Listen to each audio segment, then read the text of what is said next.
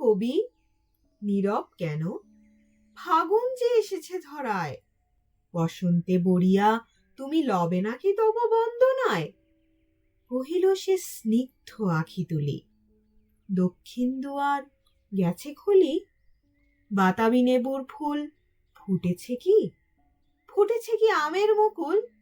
দক্ষিণা সমীর তার গন্ধে গন্ধে হয়েছে কি অধীর আকুল?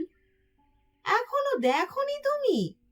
কহিলাম, কেন কবি আজ এমন উন্মনা তুমি? কোথা তব নবপুষ্প সাজ? কহিল সে সুদূরে চাহিয়া, অলখের পাথার বাহিয়া তরিতার এসেছে কি? বেজেছে কি আগমনী গান? ডেকেছে কি সে আমারে? শুনি নাই, রাখিনি সন্ধান। কহিলাম, ওগো কবি, রচিয়া লহনা আজ গীতি, বসন্ত বন্দনা তব কণ্ঠে শুনি এ মোর মিনতি।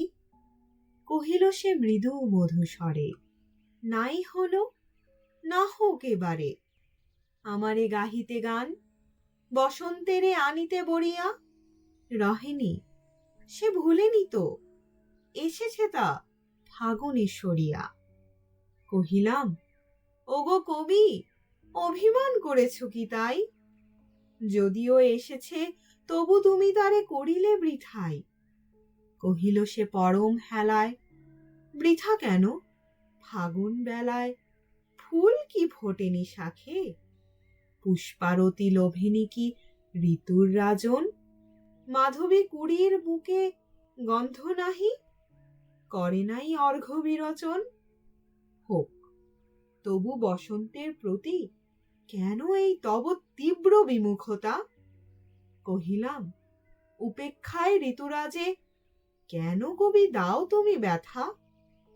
কহিল সে কাছে সরে আসি, কহিলি উত্তরি তলে মাঘের সন্ন্যাসী। গিয়াছে চলিয়া ধীরে পুষ্প শূন্য দিগন্তের পথে, রিক্ত হস্তে তাহারেই পরে মনে, ভুলিতে পারি না কোনো মতে। শুনছিলেন কবি সুফিয়া কামাল রচিত বিখ্যাত কবিতা তাহারেই পরে মনে। কবিতাটি আবৃত্তি করেছি আমি তাফান্নুম তানজিম শিফা। কবিতা ও আমার আবৃত্তি কেমন লাগলো তা কমেন্ট করে জানাবেন। এছাড়া পছন্দের কোনো গল্প, কবিতা, উপন্যাস, নাটক আমার কণ্ঠে শুনতে চাইলে সেটাও লিখে ফেলুন।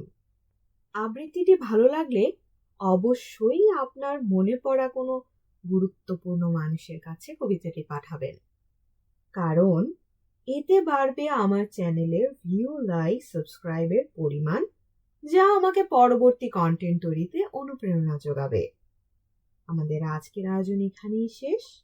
সবাই সুস্থ থাকুন, শুনতে থাকুন গল্পচোখ।